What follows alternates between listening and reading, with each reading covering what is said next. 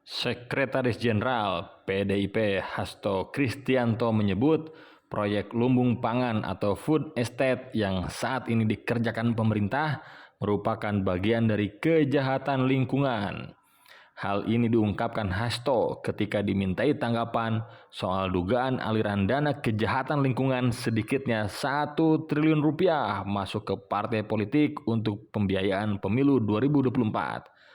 Dia menyampaikan bahwa politik seharusnya merawat kehidupan dan menjaga bumi pertiwi. Dalam praktek pada kebijakan itu ternyata disalahgunakan. Kemudian hutan-hutan justru ditebang habis dan food estate-nya tidak terbangun dengan baik.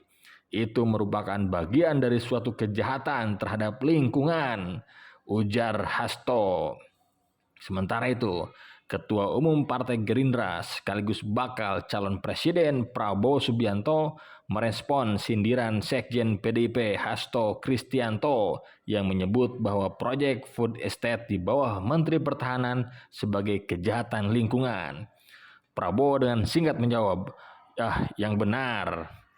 Sementara itu, Prabowo tidak mau berkomentar banyak soal pernyataan Hasto yang mengkritik proyek food estate ala Prabowo itu, yang kebanyakan kini mangkrak dan diduga disalahgunakan.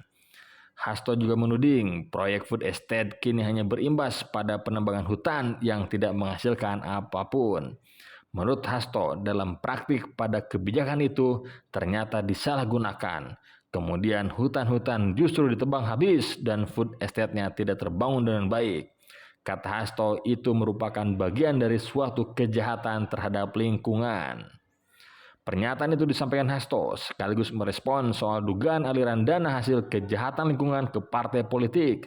Dia meminta Pusat Pelaporan dan Analisis Transaksi Keuangan atau PPATK untuk menelusuri kasus tersebut. Proyek food estate sebetulnya digagas Presiden Jokowi sejak awal periode kedua kepemimpinannya. Proyek itu di bawah kendali Menteri Pertanian Syahrul Yassin Limpo dan Menteri Pertahanan Prabowo Subianto dan masuk dalam proyek prioritas strategis mengacu pada Perpres nomor 108 tahun 2022. Namun sejumlah pihak melayangkan kritik terhadap proyek itu karena dianggap gagal.